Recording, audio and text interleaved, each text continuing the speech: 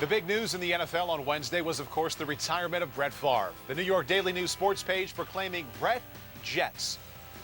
That's right, future Hall of Famer Brett Favre has officially retired from the NFL after 18 seasons. Favre hangs it up as the league's all-time leader in most passing categories, and he quarterbacked Green Bay to victory in Super Bowl 31. In a conference call Wednesday, he was asked if this is officially the end. It's been a wonderful career. I couldn't ask for anything more. It was worth a shot for me to go to New York. I wish I could have played better down the stretch. I didn't. And it's time to leave. The Jets spent $138 million on free agents last offseason, so the question becomes, will they be willing to spend again this year? If they do decide to go the free agent route to find Favre's replacement, the pickings may be slim. This is NFL Network Now.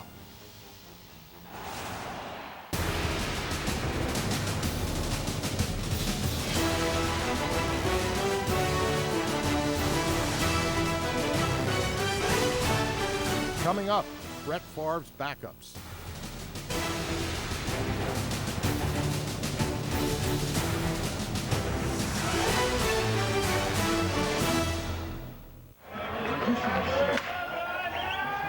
Good evening, everyone. History tonight. Quarterback Brett Favre starts his 200th consecutive game behind center. Since September 27, 1992, Brett Favre has started every game for the Packers, and all his backups have played is second fiddle. Brett Favre is something else. During their time in Green Bay, Mark Brunell and Heisman Trophy winner Ty Detmer only threw a combined 48 passes. First big hit, right there. Doug Peterson earned the game ball in Don Shula's 325th career victory. Coach Shula being mobbed as he becomes the all-time winningest coach. Doug Peterson. But in 7 years sitting behind Favre, he threw just 77 passes. Matt Hasselbeck attempted just 22, but became Favre's prize pupil. If you watch me, like if I'm throwing it to the left, I'll go 1, 2, 3, 4, 5. While the NFL's ultimate Iron Man has rewritten the record book, his backups have only accumulated rust. Favre takes, pops once, throws, he's gone! Touchdown! What is that? Comeback number 15, Wayne. Here's something interesting. We went back and we looked at the 97 Packers media guide on you, and it said you enjoyed an excellent preseason, completing 31 of 57 passes for 423 yards and 4 touchdowns for a 95 passer rating. Then it has a couple dots and it says, Doug did see action late in the fourth quarter of the regular season finale versus Buffalo when he knelt down 3 straight times to end the game. To end the game. That's life as a backup and behind Brett Favre. That will be the final play of the game as Peterson takes a knee. That's what you did. They don't make him much tougher than this guy. The streak that he has going, it's kind of, Cal Ripken's got his streak, which is amazing, and then there's Brett's, which is, to me, even more amazing, especially for those of us who've seen what he's gone through.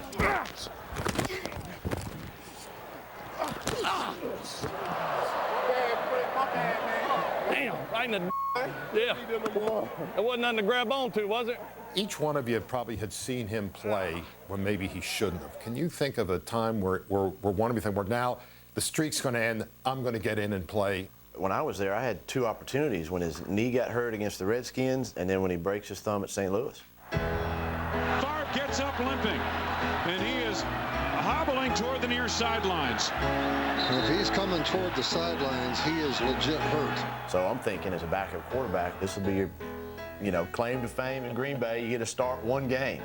And ironically, we had a bye the next week on both occasions. So he had 2 weeks to get healthy.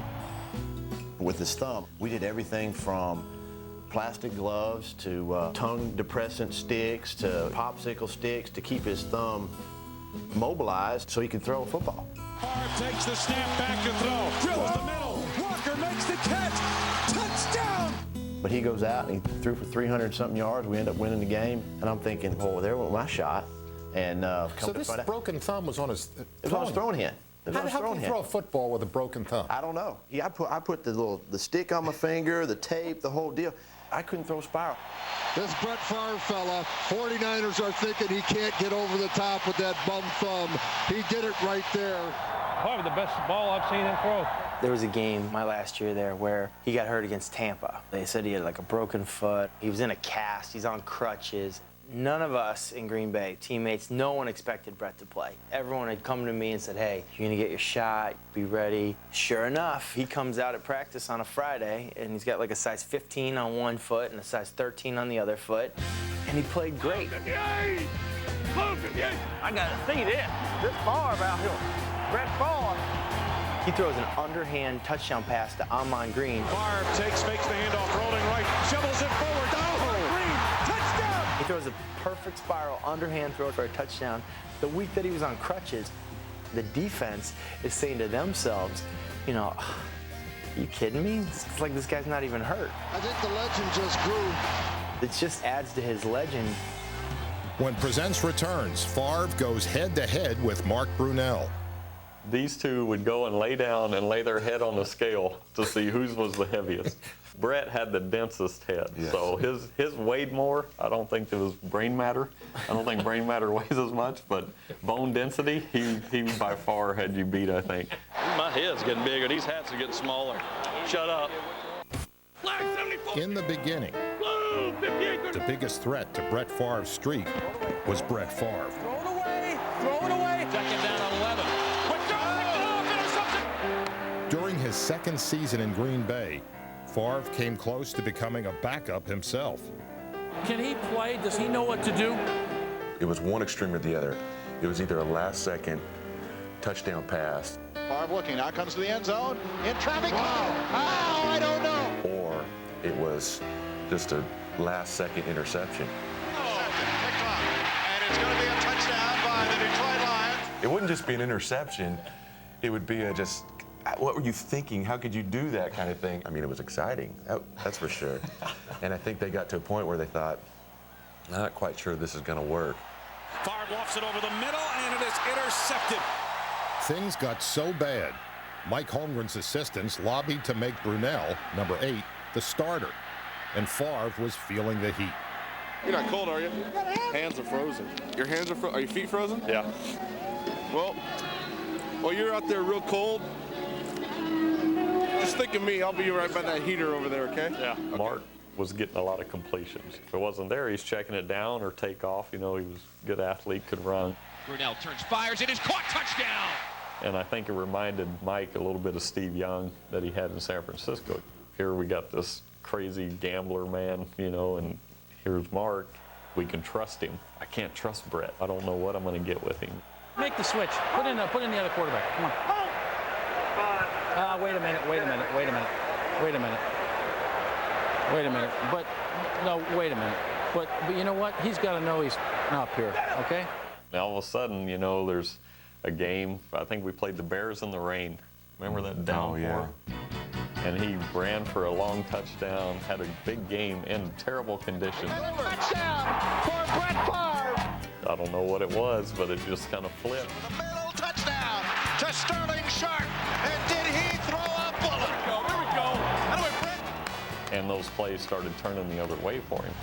Favre back to throw. Favre looking. Now Favre running. Come on, run it. He's going to throw it to the end zone. He's open. Sharp. Wide open. Touchdown. And what a pass by Brett Favre. He threw that high and wide about 60 yards in the air. You guys are talking about bad decisions, and then he fixed it. He really never fixed it. You know, there was a stretch in I guess it was '98 where he had thrown a bunch of interceptions. So Mike Holmgren made Andy Reid make up a tape of all of his interceptions, and we all had to watch it together. We're sitting in there, and we're like, oh my gosh, oh my gosh. And you know which one's coming next, and it's just that awkward silence. And so what we learned from the first tape was bad fundamentals, bad decision-making, taking too much risks. And Andy was like, all right, you know, and then he popped in the next tape, and it was all of his touchdown passes. And it's bad decision-making, bad fundamentals, too much risk. He flipped it into the end zone, backhand. It just left Andy in a tough spot. Like, I want all the good. How do you coach that?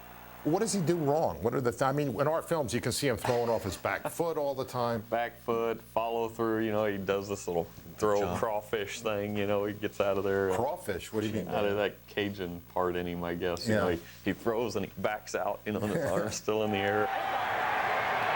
After he throws, his feet are moving and he's running out of there. Green 19 says. I think this is partly why he hasn't been hurt. You always hear offensive line coaches say, don't relax, or, you know, keep pumping your legs or you're going to get hurt. He's pumping his leg. I mean, he's 35 yards downfield the other way. Off the screen. But don't you think that it's helped him? It's helped him. It's helped him, you know, not only throw the ball, but stay almost injury-free by throwing and getting out of the deal. Well, I love this story, and I tell the story, so I don't know if it's true. It really doesn't matter because it's a good story. But about, I think it was you and Mariucci and Brett. He's talking about nickel defense. Yeah. Is that a true story? It's a true story. Mariucci's talking about, okay, when they bring nickel on the field, coverages, we call them 22. We double the number because it's nickel. Brett's like looking around, and he leans over and he says, what does nickel defense mean? And I'm like, is this guy serious, you know? And I look at him and he's like, first real question he'd ever ask, you know, probably like serious question. I'm like, well, it's 5 DBs, you know, it's nickel, so it's 5. Oh, okay, I get it now, yeah, okay. When I got there in '95, his idea of cover 3 was 3 DBs around his receiver. That was his idea of cover 3. He guns it over the left side. Intercepted. Man, that was cover 3. I just threw that one in there. That was his idea. See, I think that's his humor, though. He'll just act like he doesn't know. Right. You know, like, plays that you know, part. just plays dumb redneck hick from Mississippi. And it helps him. Anything. I mean, it really does help him. And then whenever he's in trouble, he goes with the find a friend. You know, like you'll be watching we got this play, it's called pass 3-12 double quick hitch. You want to lead the guy down the field. You know, no like fade stop, back shoulder throw, none of that stuff. And sure enough, he misses one, like second play of the game. Why did he throw? Damn it. Damn it. Why does he do that so? And we had to watch the game tape with Coach Holmgren, which was rare, and it was awkward. He just stops it on like the first or second play. He's like, what is this? What is this? Do we coach this? You know, do we? And Brett will be like, well, you know, Doug and I were talking, and we think, you know. He was good about bringing everybody else down. He wasn't going down. It may or may not be true. The whole group's going down. The position's going down. That's pretty good. When we return, fun with Favre off the field. Were you there when we were playing goal line in the room with Frankie Winters? Yeah, on the road. So night before the game, Saturday night. Playing goal line. I like to hear this. Talk to me, Frankie. Frank Winters was our center, and he's a big guy, you know, 300 pounds. Brett's like, hey, get in here. We're going to play goal line with Frankie. We're like, what are you talking about? Yeah, Frankie's the ball carrier. He's going over the top on us. And we're going to get back here, and we're the defense. Come on, we need some help. Wait a second, where is this taking place? In the hotel the night before the game. So Frank gets back, like 3-yard running start, pretends like he's got a ball, and we're all standing there, you know, okay, bring it on, Frankie. Here comes Frankie, boom, first time just bowls us over, the bed hits, boom, the legs crack, you know, there's 6 people on the bed. Oh, but that's things that went on like that every week. I could go back and play Little League. Just think if you could go back this size and play 5th and 6th grade. Line up at tailback. Peter Pan refused to grow up. Can't get enough of Super Sugar Chris. Having fun was his mission, and to him, life was one big game. Dang it, you call it. Green 18 for the set. For Brett Favre, Neverland is a football field, a place to escape both defenders and the realities of life. Shovels it forward. Touchdown. But it's off the field, where he and his Lost Boy buddies have pulled some of their greatest disappearing acts.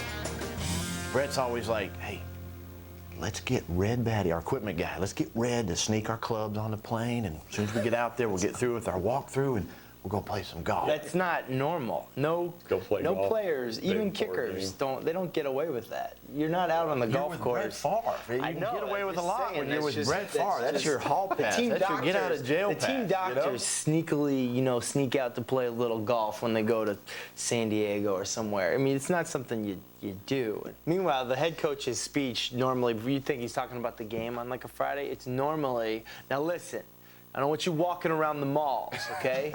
Get off your feet, rent a movie. It's not a shopping trip, okay? You know, they're out playing 18. Is that good? No, that's wet. That happened. Well, he'd beg everyone, hey, listen, I got a tea time. I'm playing. Can we start the meeting 45 minutes early? So none of us shower. We run up right after practice, and we're sitting there. And he never shows. Where's Brett? Page him on the intercom system.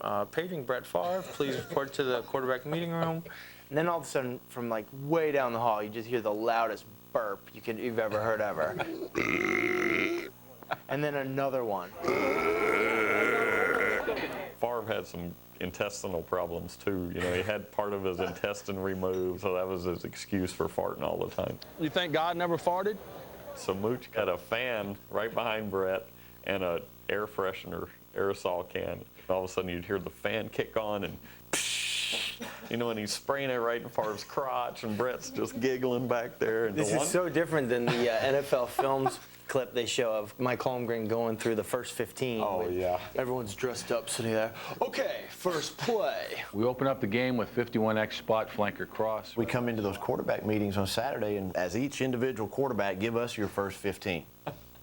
That's right. Hey, man, you want to do mine this week? That's right. You want to do mine this week? That's what Brett would do. He leaned over it. He did it to him. Yeah. Brett forgot to do it, so Mooch comes back. Hey, where's do you have your your first first 15? I'm going to write Brett's name on it. My first 15 was getting completions and get the ball going, and Brett's first 15 were shots. You know, I want to go deep right off the bat. So Holmgren knew that it was yours. Oh, this is not Brett's first 15. So he comes back and he asks me, awesome. Brett do his first 15? I'm like, yeah, I think so. I think Mooch has them. You know, I'm trying to cover for Mooch. I feel and like he knows that I'm lying right to his face, you know, so that doesn't go over real well. He just liked to get away. You know, he's one of those guys that, you know, we've all met. There's a few guys that when they're in a room, everyone knows where that guy is, you know, and everyone's aware of him or listening to him. And, you know, Brett's that guy. New guys come on the team. They try to get his autograph. It's like, what is that? That's not normal. I want an autograph jersey. I'm going to get you one. We're going to send it to you this week. He was signing ball after ball picture, jersey, helmet for coaches, for management, I mean, just for everybody. And so, you know, he would use that back bathroom and just like, he would seriously just sit there for the hour of free time we have and just, I think just hide, just get away. No one's asking me questions. I can just sit here with my crossword puzzle and no one's bothering me. You know, he does crossword puzzles? You know the capital of Thailand? He's actually pretty good. Unbelievably good at it. They have the answers in the back. No, I'm serious. He get on the plane with, he acts like he doesn't 4 know. or 5 newspapers from around the country with crosswords. He'd do it in a meeting. He'd have his playbook out, but he'd be working crosswords. I don't think we ever got anything done. And the coach sat to his right, and he'd always pull that curtain and sit back in the corner and dip and sleep. And as backups, we took all the notes. It was brutal. McMahon was on the floor. He took the cushions off the pillow for his head, and he was down. You'd hear him snoring. Ty, his thumb was hurt that year in '95, and he'd come in full camouflage on. He said, "Got me the big one today," you know. And he'd interrupt the meeting room. And so he was hunting? I'm in there, and he was out hunting because he was on injured reserve. Yeah. Did you ever go hunting with him? We went deer hunting, and it was interesting because I had thought that Brett was from the country, so naturally Brett in the woods would be, you know, real natural. Perfect fit. It is not. No. At least it wasn't then. Still not. He showed up in sweats or blue sweatpants, brand new boots. You know, just I mean, who goes hunting in blue sweatpants? And Brett's like, how do you load this thing? You know, I'm like, I mean, I was scared to death. We're walking together, and I made sure he was in front of me the whole time because Brett was in front of you. Oh yeah. We were going through the woods this one time, and Ty and I were in front, and Brett was kind of trailing along with this other guy, the guy who owned the land. Brett says, "Hey, you all got these dogs running around here," and this guy said, "Brett, that's not a dog. That's a deer. That's what we're hunting." He had no, I mean. He saw a deer going through, and he just assumed it was a dog, and I was nervous because he had a shotgun in his hand. And if he was anything with a shotgun like he was with a football, we weren't going to make it out of there, you know.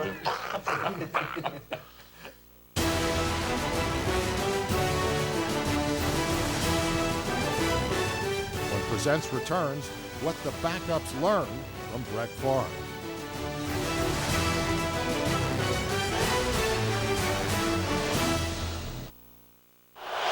Time winding down to the play clock. Here's the snap. Brett looking, drills the middle. He's got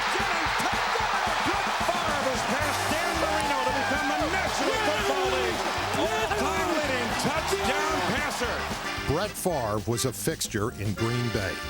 He even outlasted the original Lambeau Field. But while his legend will stay in Titletown forever, none of his backups did. Mark Brunell was traded to Jacksonville in 1995 and carried the Jaguars to 2 AFC title games. The Jaguars are going to the championship game. In 1996, Ty Detmer went to Philadelphia and led the Eagles to the playoffs. And Ty Detmer couldn't have been more on the money. When Andy Reid landed a head coaching job with the Eagles, he brought Doug Peterson to keep the seat warm for Donovan McNabb. Peterson, he lets it fly. He's got Johnson at the 10, at the 5. He is in for the touchdown! Matt Hasselbeck followed Favre's old coach, Mike Holmgren, to Seattle, where he finally became a starter. Because of the person he played behind, never got much of a chance to play. My future, my family's future, my little granddaughter's future all rest on his shoulders. Matthew play fake. Touchdown Seahawks! We're going to Detroit to play in the Super Bowl.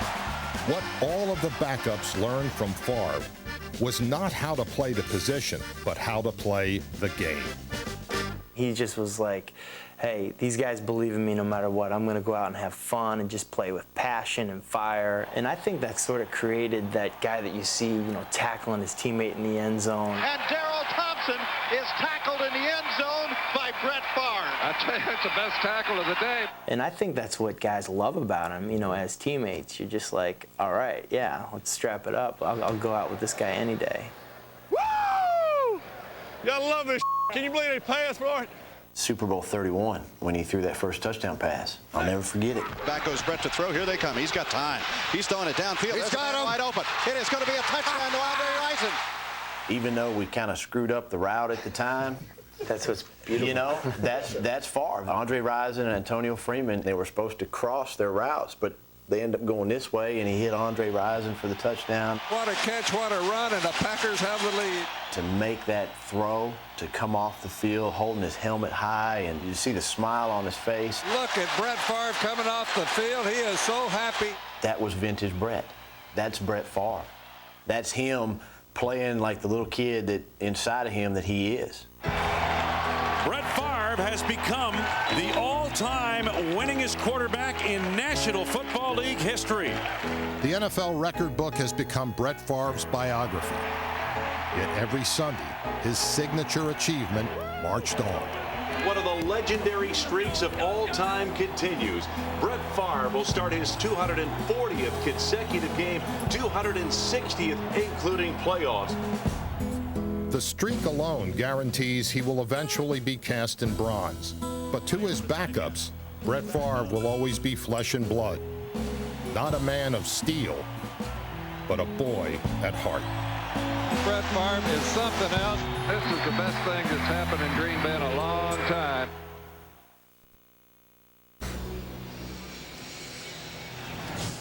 It's a cool evening in Foxborough at Gillette Stadium as the Jets and Patriots get set to square off. Well, New England's had a lot of injuries. For more on that, here's Adam Schefter. Thanks, Bob. The Patriots never would draw attention to it, but we will. During the 2003 season, in which they won a Super Bowl, the Patriots set an unofficial record for number of potential games that starters missed due to injury. They broke that record the next year in 2004 and are on pace to do it again, once again this year. In the season opener, they lost their quarterback, Tom Brady, to a season-ending knee injury. Brady gone for the season. Later, the quarterback of their defense, Rodney Harrison, lost for the season with an injury. Lawrence Maroney, their leading rusher from last year, also gone for the year. And Adelius Thomas, broken forearm, looks like he's going to be out for the year. Altogether, there are 10 Patriots now on the injured reserve list, over $20 million on IR, and that's not all the injuries just yet. The Patriots have one scratch tonight. Their starting left defensive end, Ty Warren, deactivated due to a groin injury. Well, Adam, the Patriots and Bill Belichick, they just kind of keep moving forward, Chris. It's one guy down, next guy up.